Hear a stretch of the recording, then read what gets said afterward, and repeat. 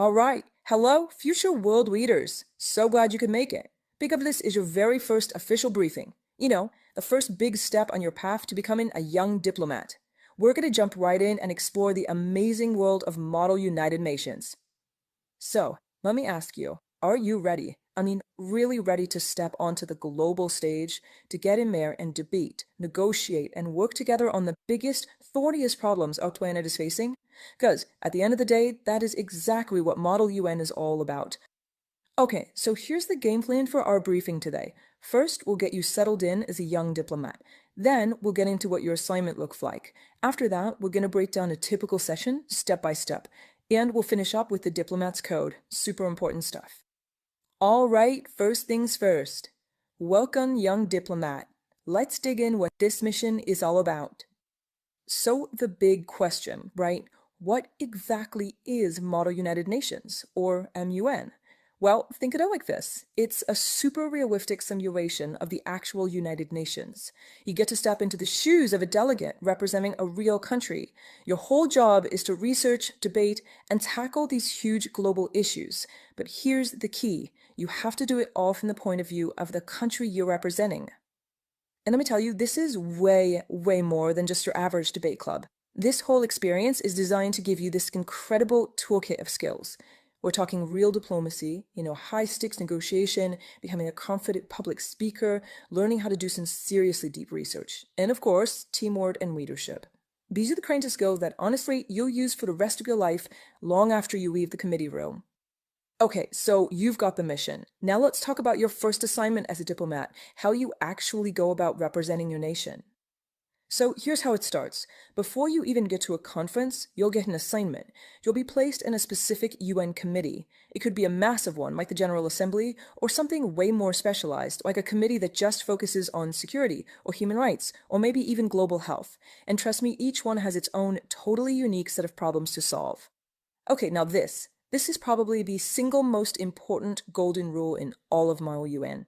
You are not there to speak for yourself. Got it.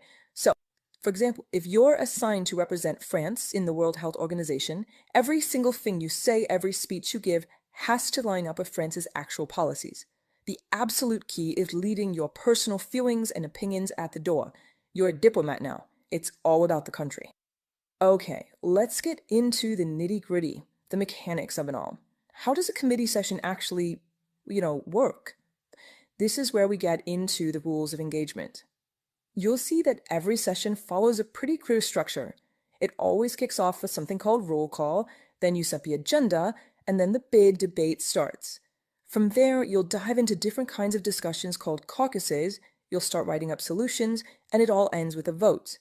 It might sound like a lot, but don't worry, we're going to break down the most important parts right now.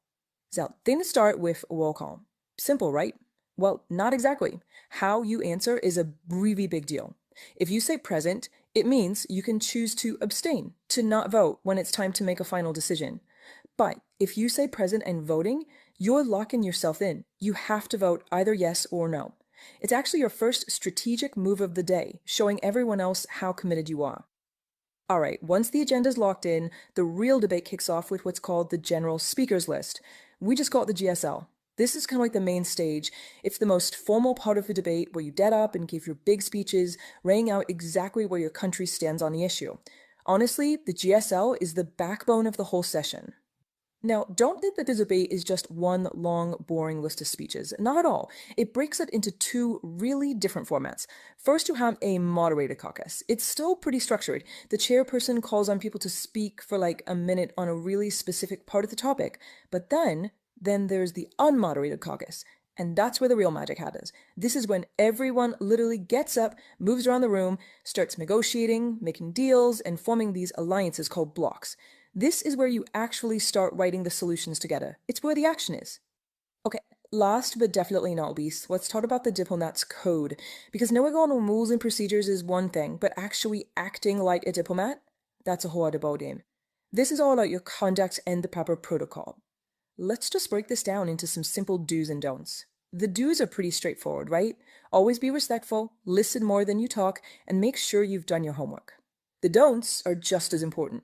No personal arguments, don't interrupt other people. And absolutely no slang or super casual language. You have to remember, you're on that floor representing an entire nation, and how you act has to reflect that.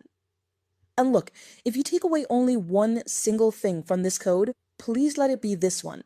You can never, ever use personal pronouns. No, I think, no, I believe. It's not about you. Instead, you always phrase it in the third person.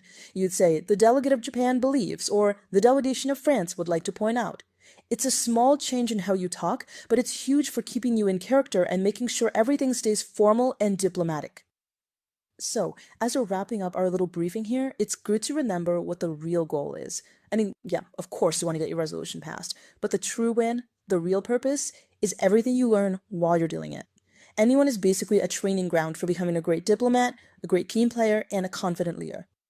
Alright, delegate, your briefing is complete. You now have everything you need, that foundational knowledge, to walk into that committee room with confidence. So really, there's only one question left to ask. Which global problem are you going to tackle first?